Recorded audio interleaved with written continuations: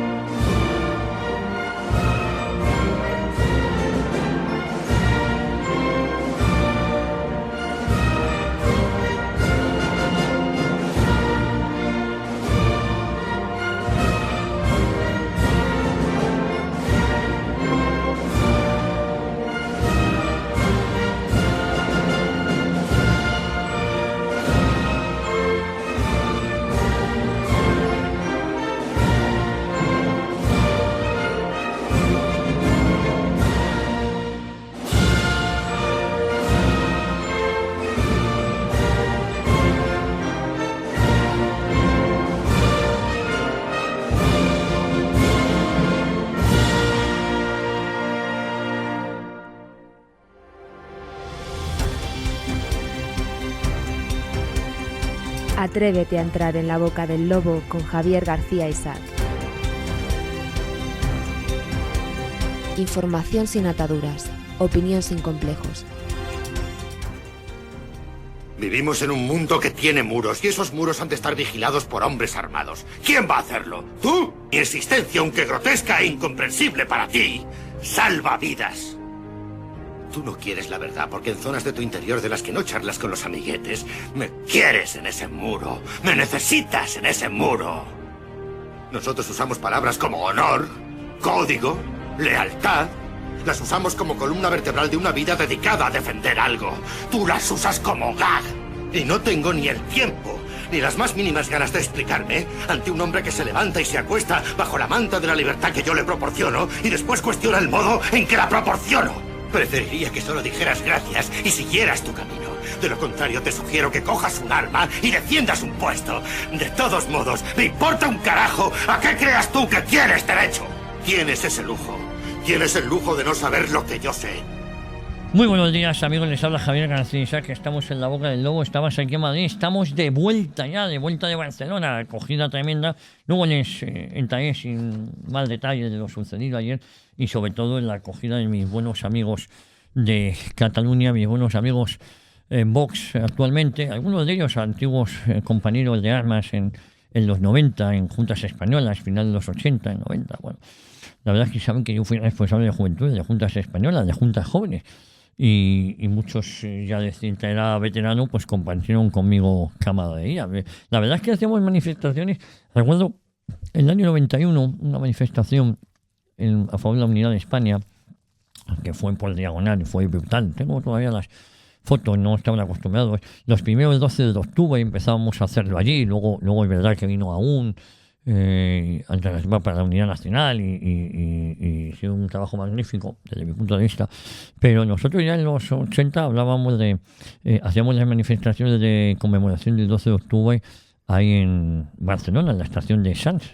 Bueno, hay momentos memorables. Si uno se puede meter ahí a Julián, igual ya saben que quien encuentre a ella, no sé si eso es bueno o malo. Bueno, luego en un momento les voy a hablar de ese PSOE ante el espejo, del dinero en efectivo, cuando la sede se convierte en una caja opaca. Es curioso. Y luego también les hablaré ya a partir de las 7:30 del PSOE, la gran mentira, cuando nadie sabía nada, pero todos estaban dentro. Estoy obsesionado con el PSOE, el partido más criminal y corrupto de la historia de este país. Bueno, les quería decir, y luego también les voy a hablar un poquito de Begoña Gómez. Digo porque hay ministros muy olvidadizos que se preguntan, pero ¿por qué está empurada Begoña Gómez? ¿Pero qué ha hecho esta pobre mujer? Más que querer a su esposo y más que tal. ¿Se acuerdan ustedes los 5 días de reflexión que se fue el tío? Y se acuerdan, y ahora el juez Juan Carlos Peinado en el punto de mira. Bueno, hoy les voy a hablar de eso, les voy a hablar aquí en estos minutos iniciales, luego a partir de las 7:30 de la actualidad, aunque esto es actualidad, que les voy a contar, hablar del PSOE, de la caja B del PSOE, lo que hemos visto en el juicio mal llamado las mascarillas, el juicio PSOE, y dentro del juicio PSOE la trama de las mascarillas, porque no han dejado el títere con cabeza, han robado y han ganado, esto es una opinión, no es, han ganado el dinero absolutamente con todo, se lo han llevado todo absolutamente muerto. Bueno, estamos aquí en estos estudios Jesús Quintero, en esta redacción de Noticias Antonio Herrero, y como cada mañana comienza justamente ahora una aventura radiofónica que debe conducirnos directamente hasta las 12 con entretenimiento, con opinión, con tertulia y con mucho análisis. Precisamente hoy, viernes 24, el otro día dije que era miércoles 23, no, el jueves, el día 23 fue ayer, el miércoles fue 22, bueno, 22, 23, 24, acabamos la semana hoy, 24 de abril, y ya la semana que viene, el viernes es festivo, de aquí a una semana, joder, nos hace falta, se nota mucho, las semanas de 4 a 5 días, sí se nota, sí. A mí no me disgustan las semanas de 4 días, si el país se lo pudiera permitir, que me parece a mí que no es el caso. Bueno, hoy Alicia Rubio, Luis Alberto Pérez Calderón, Jesús García Conde y José Luis Barceló. José Luis Barceló, que hace doblete. Pero antes déjenme, para seguir con estos días que les he estado hablando ahora al inicio sobre Begoña Gómez. Ustedes saben que quien ha imputado y ha procesado a Begoña Gómez es el juez Peinado. El juez Peinado está en el punto de mira y a pesar de todas las presiones, Peinado ha continuado con la instrucción y ahora con el procesamiento del caso, citando declarar en la instrucción a altos cargos del gobierno, a empresarios relacionados con las actividades de Begoña Gómez y con la búsqueda de la verdad y la aplicación de la ley sin importar a quién afecte. Es un ejemplo, desde mi punto de vista, de integridad.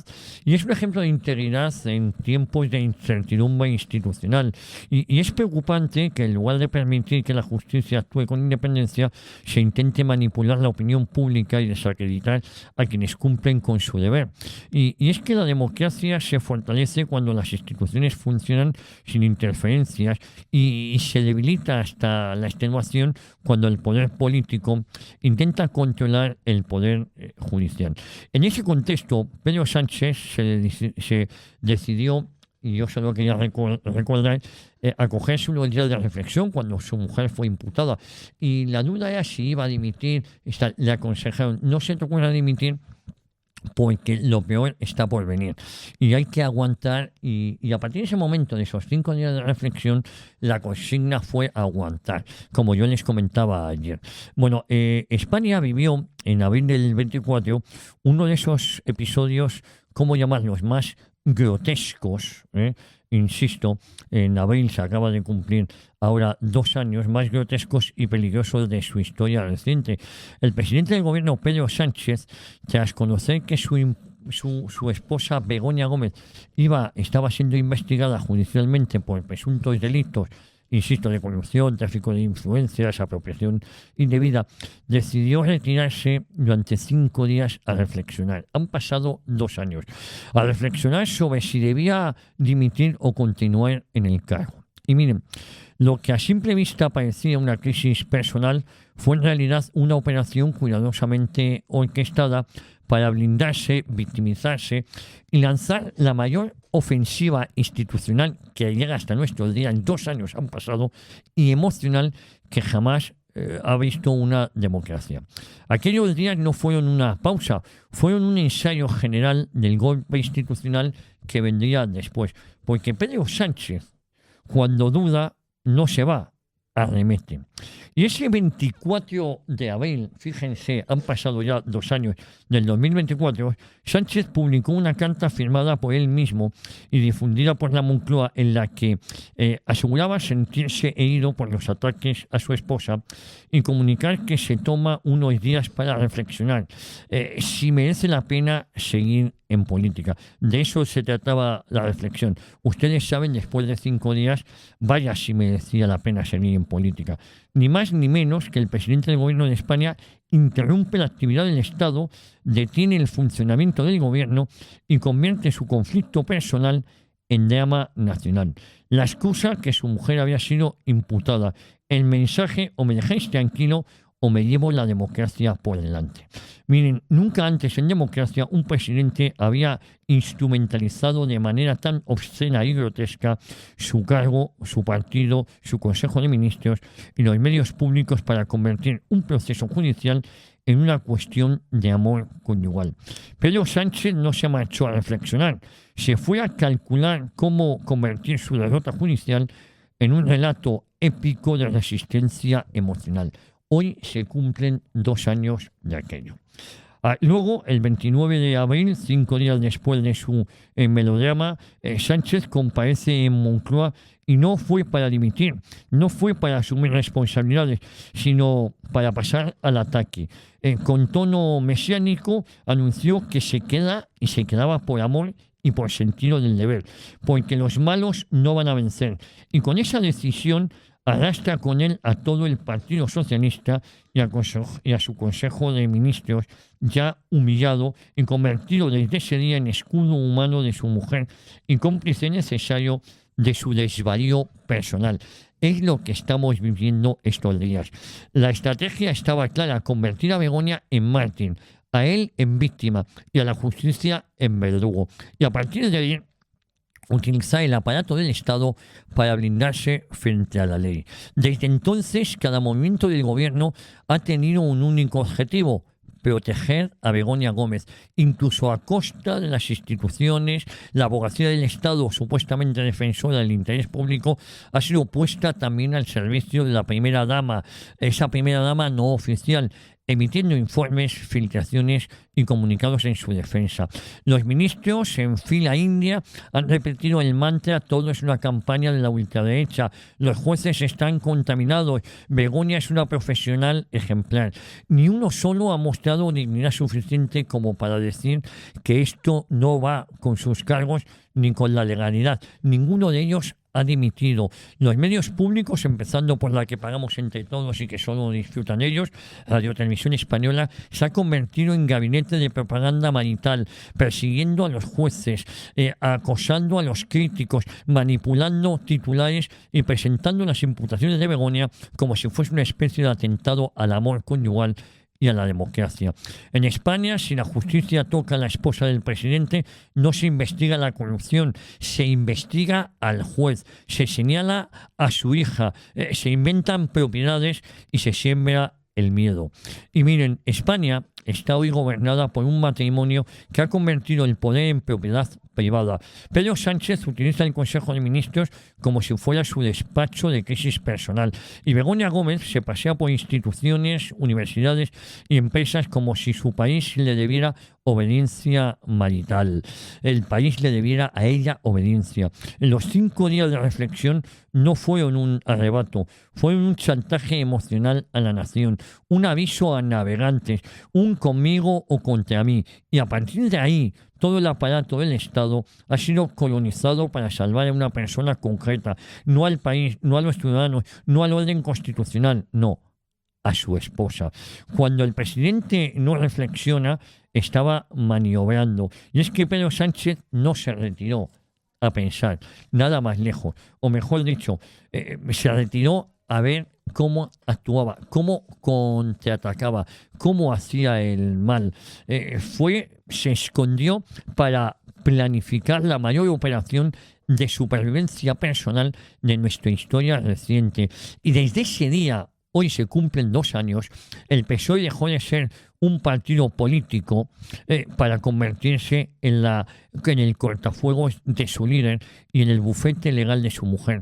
No estamos ante una crisis de gobierno, estábamos ante un modelo de poder degenerado, donde el país entero ha sido secuestrado para evitar que una sola persona rinda cuentas ante la justicia. Les ha salido mal la jugada y ahora por eso se criminaliza al juez Juan Carlos Peinado. Y lo que es peor, no es que Begoña esté imputada y ahora procesada. Lo peor es que el Estado entero ha sido arrastrado para encubrirla. Con Sánchez no hay instituciones, hay cómplices.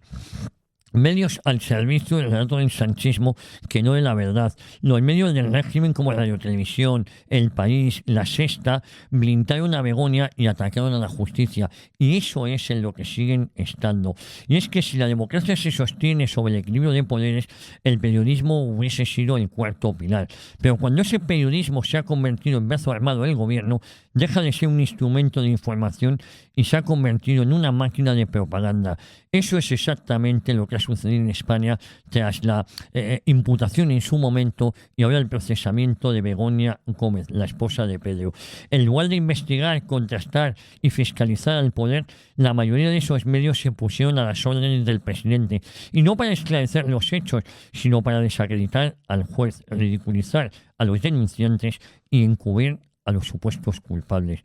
Miren, el caso Begoña Gómez no es solo un escándalo político, es una vergüenza periodística, es un ejemplo de cómo el régimen sanchista ha comprado conciencias y silenciado redacciones con dinero público y favores institucionales.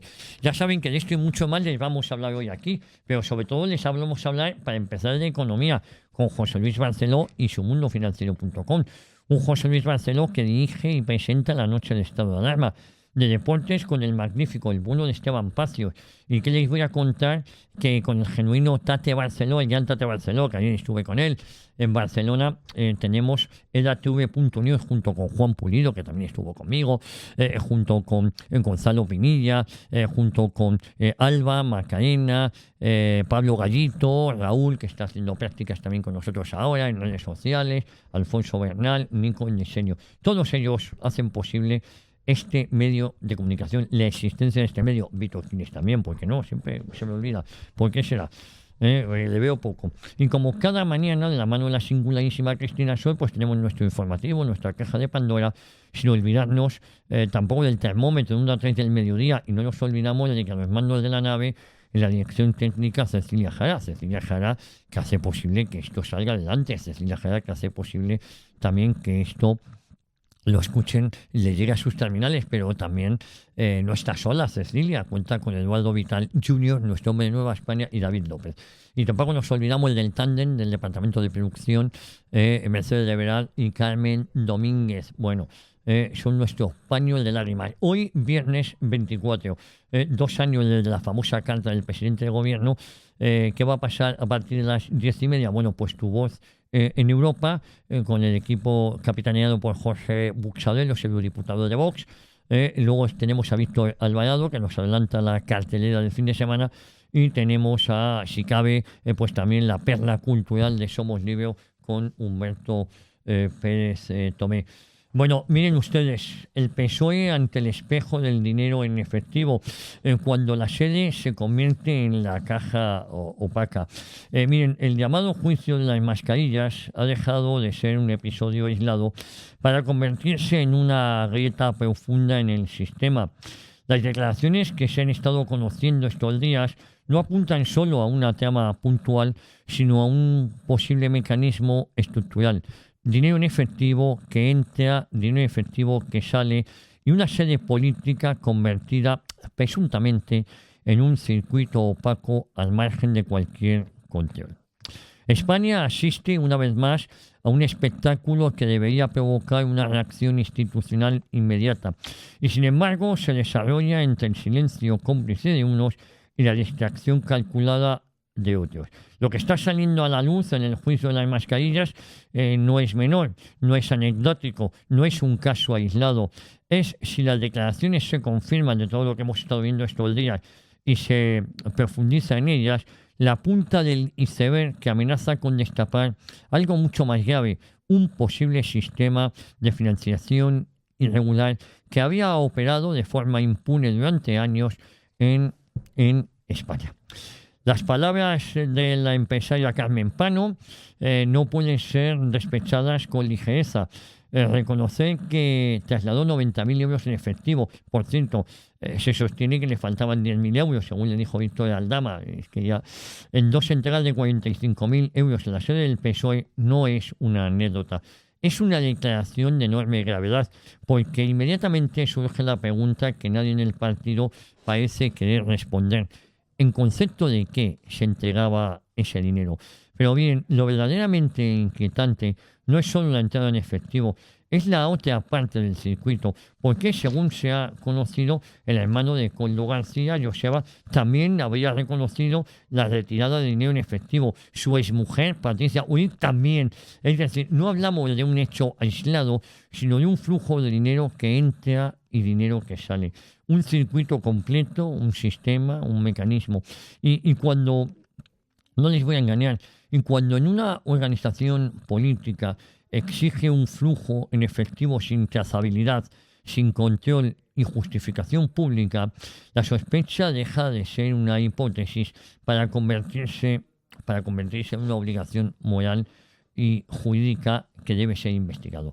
Cuando yo les comentaba hoy aquí a ustedes que los medios de comunicación, los operadores mediáticos del sanchismo tienen parte de responsabilidad, gran parte de responsabilidad de haber llegado hasta esto, no me estaba equivocando.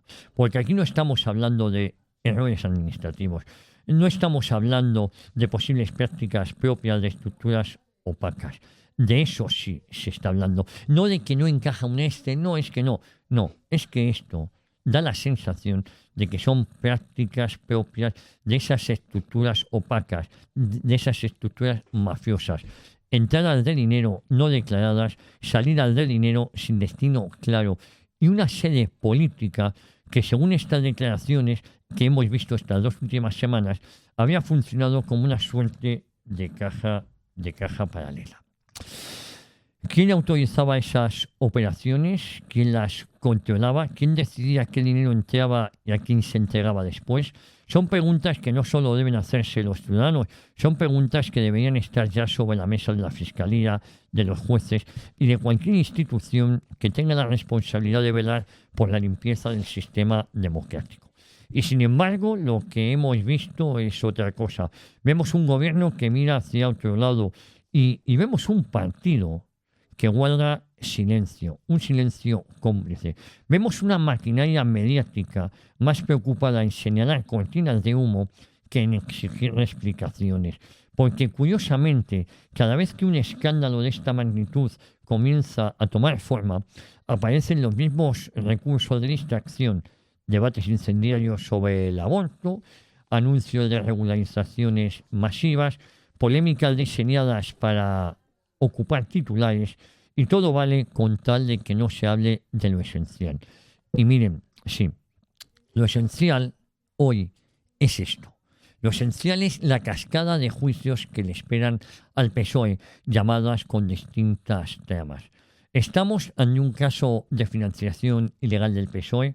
No es una acusación gratuita, es una pregunta legítima que nace de hechos concretos, de declaraciones judiciales y de movimientos de dinero que, de confirmarse, encajarían perfectamente en un esquema de financiación irregular. Miren, porque nadie lleva 45.000 euros en efectivo a la sede de un partido político para pagar fotocopias. Nadie es nadie.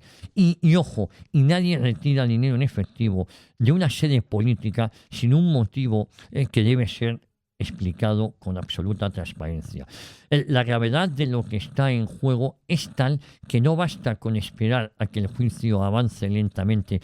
Aquí debería haberse abierto ya de oficio una investigación específica sobre la posible financiación ilegal del partido. Una investigación que siga el rastro del dinero, que identifique a los responsables y que determine si estamos ante una red organizada. Pero para eso hace falta voluntad. Y es esa falta de voluntad la que hace que esto pase como si fuese del pequeño Nicolás, como si fuese algo externo a esta organización con ese pasado criminal y corrupto que es el PSOE. Y miren, y la voluntad hoy por hoy brilla por su ausencia.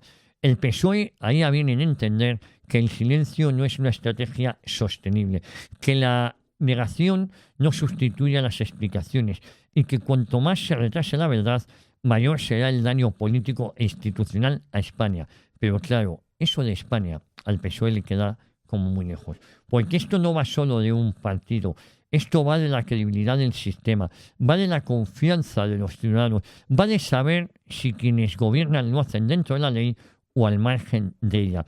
Y sobre todo va de una cuestión que en democracia debería haber sido sagrada, la limpieza en la financiación de los partidos políticos. Los mismos que la han incumplido son los mismos PP y PSOE que crearon también códigos muy estrictos que parece ser no les han aplicado a ellos. Miren, 2 años de esa infame carta del presidente, 2 años donde dijo que se iba 5 días a reflexionar, y no fue a reflexionar, fue a pensar la estrategia. Y esa estrategia loca es la que nos ha traído hasta aquí. 2 años sin que nadie asuma responsabilidades, sin que nadie asuma ningún tipo de culpa, o por lo menos, aunque sea ir vigilando de todo lo que nos ha sucedido en los últimos 2 años. Cualquiera lo diría. Y la estrategia de insultar a la justicia o a aquellos que se atreven a investigar al PSOE es la moneda común en este momento. Y sobre todo con esa complicidad de esos feladores mediáticos. Miren, como yo les decía, esto va de credibilidad del sistema, va de confianza y va de saber si quienes nos gobiernan lo hacen dentro de la ley o, como les decía yo, y como parece que así es, al margen de ella. Y sobre todo va de una cuestión que en democracia debería ser sagrada, la limpieza de esa financiación que ellos no llevan a cabo, porque es poco creíble lo que hemos visto en este juicio. Miren, lo que estamos viendo puede ser efectivamente solo la punta del iceberg, como yo les decía, o puede ser algo muchísimo peor. Y es la confirmación de que bajo la superficie se ha estado moviendo durante demasiado tiempo un dinero que nunca debió circular. Y eso, si es así, España merece saberlo. Y merece saberlo sin excusas, sin distracciones y sin cortinas de humo. Les habla Javier García Isaac. Estamos en la boca del lobo. Estamos en Informa Radio. Estamos en un programa no apto ni para natilleros, ni bizcochables, ni almibarados. En un programa que, como siempre les digo, sí que es apto para todas las edades, que no para todos los públicos. En un programa que comienza ni más ni menos que justamente en este momento.